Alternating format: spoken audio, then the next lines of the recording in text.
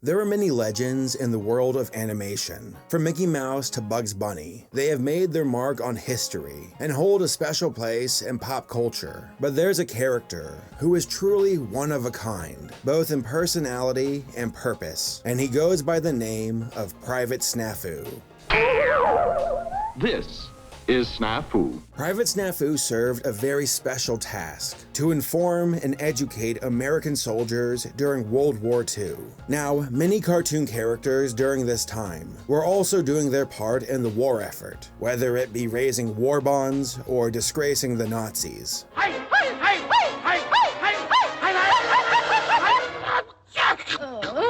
But Private Snafu was strictly for the eyes of soldiers and was not available for the public at the time. That also meant that the people who made Snafu were not required to follow production codes and could be more raunchy and mature for their audience. Basically, more cussing and lots of sexy girls. And she's always a lady, even in pantomime, and she stops.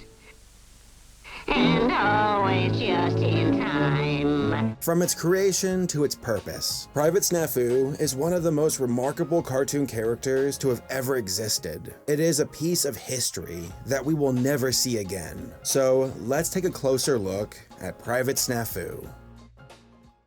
America officially entered the war in December of 1941, and many of its men joined the military. Most of these fellas came from backgrounds that did not require them to read, so a good chunk of them were illiterate. This proved to be a challenge for teaching them the ins and outs of the Army and Navy. A solution was needed, and that's where Frank Capra steps in. What a gun, I'm defeated. Such a gun just can't be beaten. Frank was the head of the Army's film organization. He also had quite the impressive filmography, as he was the director for It's a Wonderful Life and Mr. Smith Goes to Washington. His plan was to introduce a cartoon series about a goofy soldier who always found himself in trouble. That soldier would be Private Snafu. Snafu itself is actually a military acronym. It stands for Situation Normal, all fucked up, though they substitute the word fouled in order to tone things down. Snafu. Situation normal.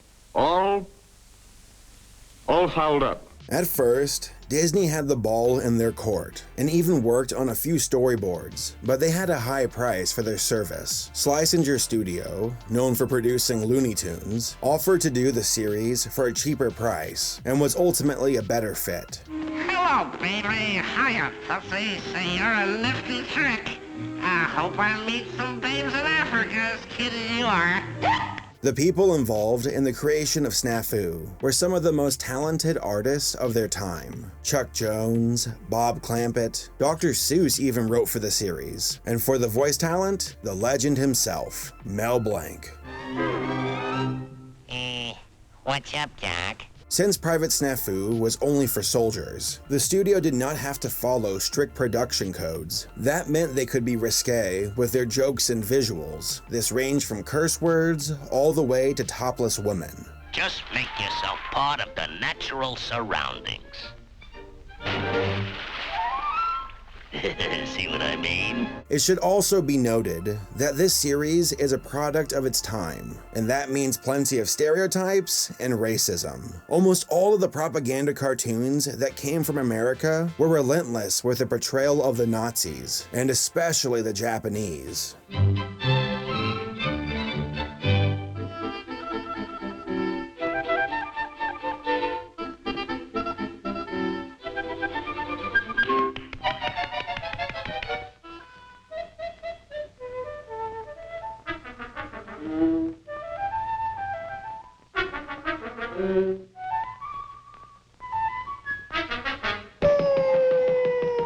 Ultimately, Snafu's purpose was to educate soldiers. It also allowed these talented artists a way to contribute to the war. And lastly, some of these studios were on the edge of bankruptcy. Money was tight during the war, and not as many people were going to the movies. If it weren't for these military animation projects, Disney and Warner Brothers might have gone under in the same fashion as Fleischer Studios.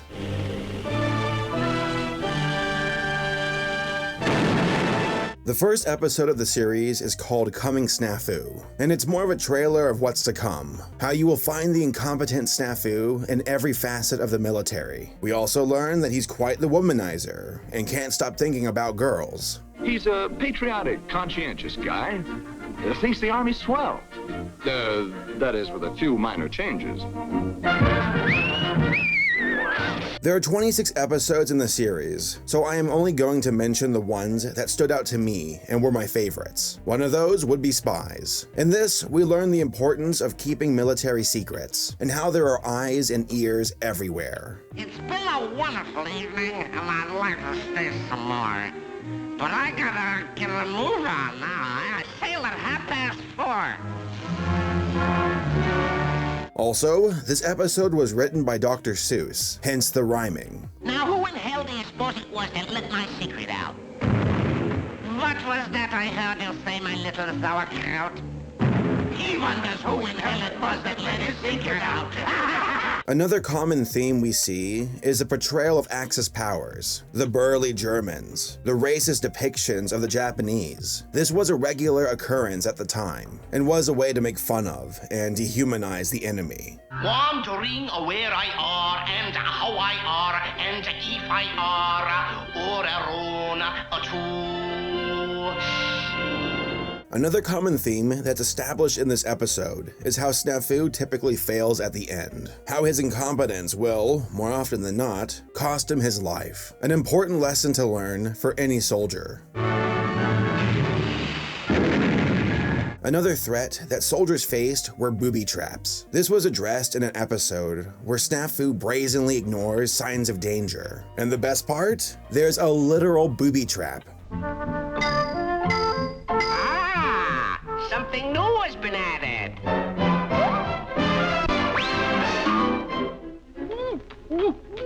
Booby traps. Now, there were many episodes about life on the front lines, but there were also some about things back home. An episode called The Home Front addressed this, and how Snafu thought that his family were not doing their part in the war effort, that they were slacking off. And my gal Sally Lou, she's probably out with some other guy at this identical moment. Oh, my darling, what big eyes you have. In reality, though, they were working just as hard as him, and were doing what they could to help contribute to the war. We're working like hell in the old hometown. They're working in the old hometown. Working in the old home. Town.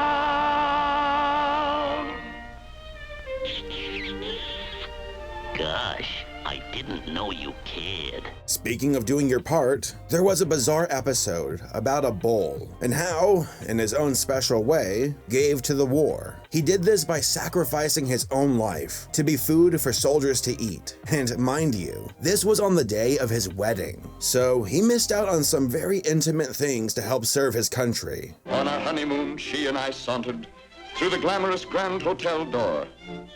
And believe it or not, at that instant, the Nazis and Japs declared war.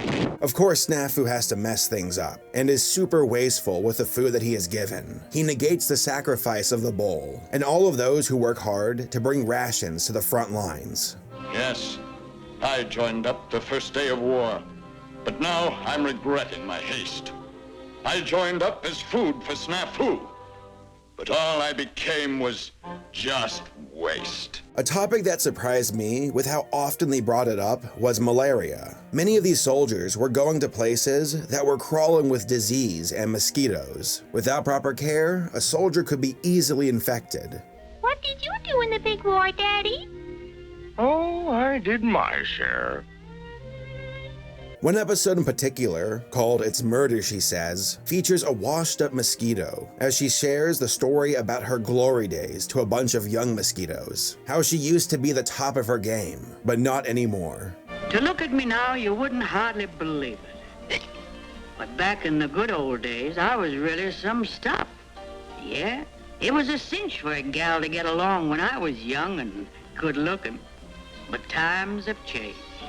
Why, I used to be the toast of the hot spots, queen of the swamps. Private Snafu was owned by the US Army, so it was rare to see mention of the US Navy. Yet these brothers in arms had fun with one another, and that can be seen in an episode called Seaman Tarfu. Heck, the very beginning of the episode goes right at the Navy, and how the Army was solely responsible for the episode.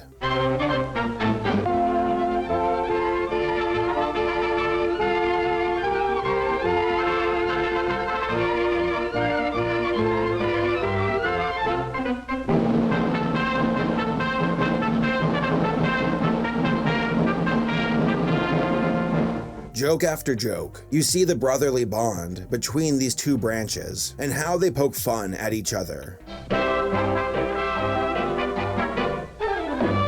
What'd you expect, sailor?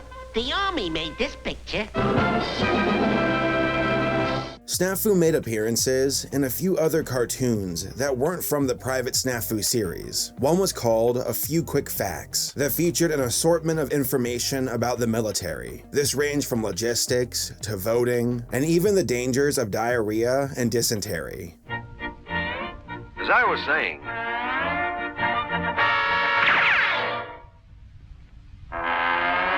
saying, dirty mess kits. And you ain't kidding, brother.